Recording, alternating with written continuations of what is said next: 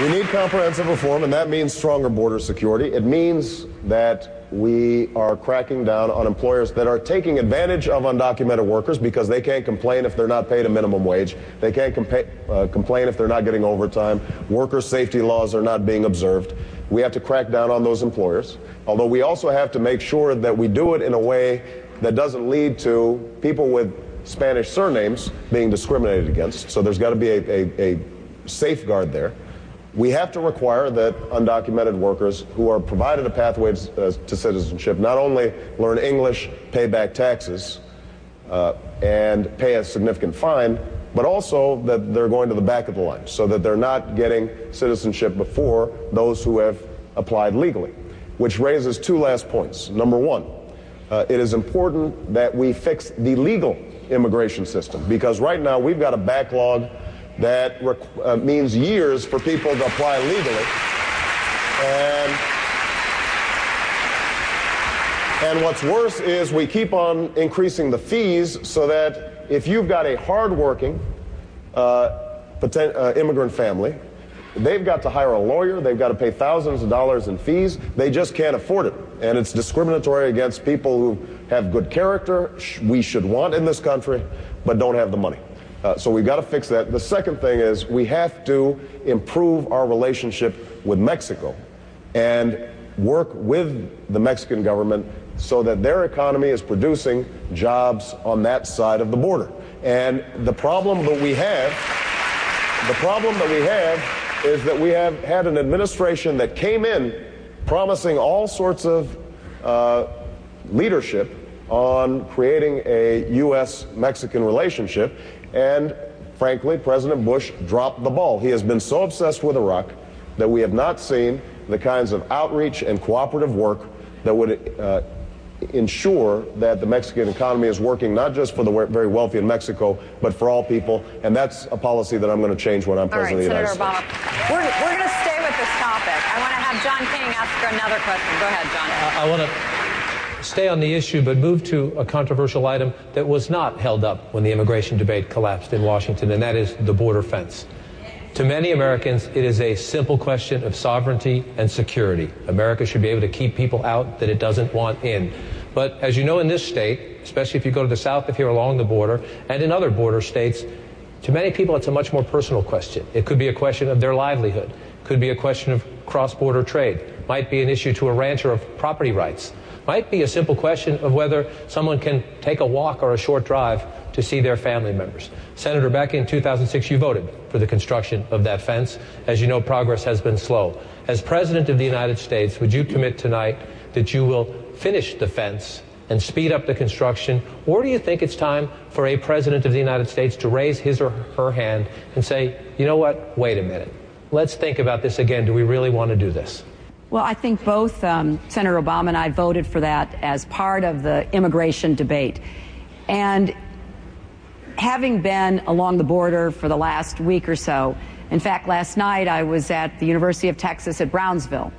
And this is how absurd this has become under the Bush administration, because, you know, there is a smart way to protect our borders and there is a dumb way to protect our borders. And what I learned last night when I was there with Congressman Ortiz is that the University of Texas at Brownsville would have part of its campus cut off.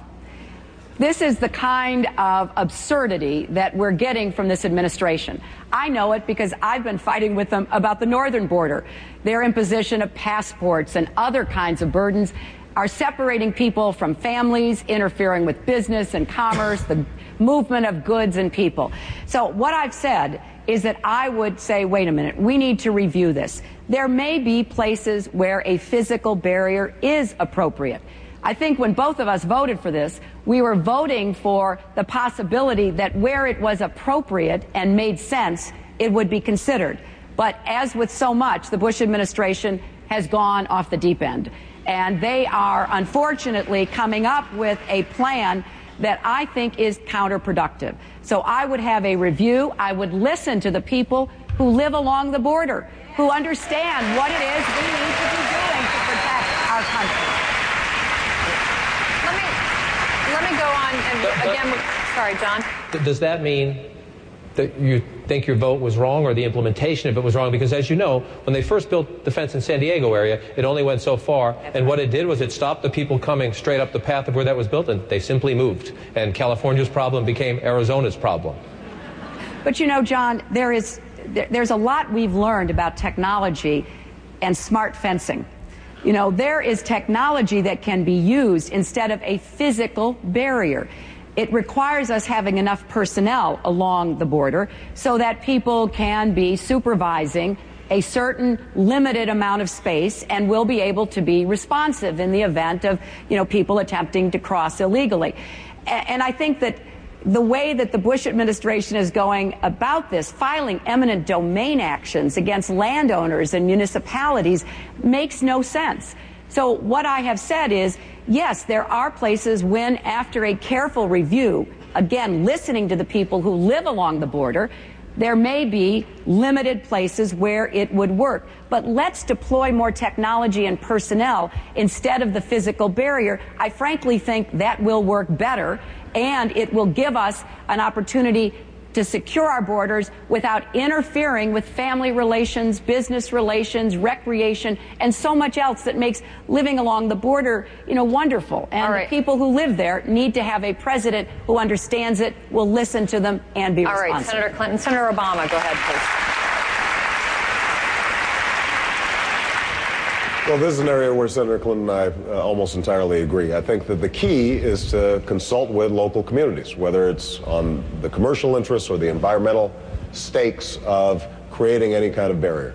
And the Bush administration is not real good at listening. That's not what they do well.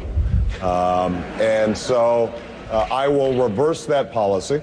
As Senator Clinton indicated, there may be areas where it makes sense to have some fencing. But for the most part, having border patrols, surveillance, deploying effective technology, that's going to be the better approach. Now, the one thing I do have to say, though, about this issue is it is very important for us, I think, to deal with this problem in terms of hundreds of thousands of people coming over the borders on a regular basis, if we want to also provide opportunity for the 12 million undocumented workers who are here. Senator Clinton and I have both campaigned in places like Iowa and Ohio and my home state of Illinois. And I think that the American people want fairness, want justice. I think they recognize that the idea that you're going to deport 12 million people is ridiculous, that we're not going to be devoting all our law enforcement resources to sending people back. But what they do also want is some order to the process. And so we're not going to be able to do these things in isolation. We're not going to be able to deal with the 12 million people who are living in the shadows and give them a way of getting out of the shadows if we don't also deal with the problem of this constant influx of undocumented workers. And that's why I think comprehensive reform is so important. That's the kind of leadership that I've shown in the past. That's the kind of leadership that I'll show in the future. One last point I want to make on the immigration issue, because we may be moving to different topics.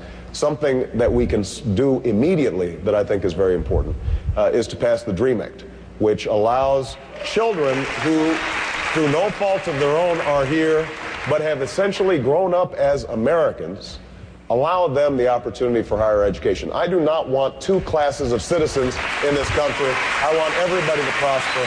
That's going to be a top priority.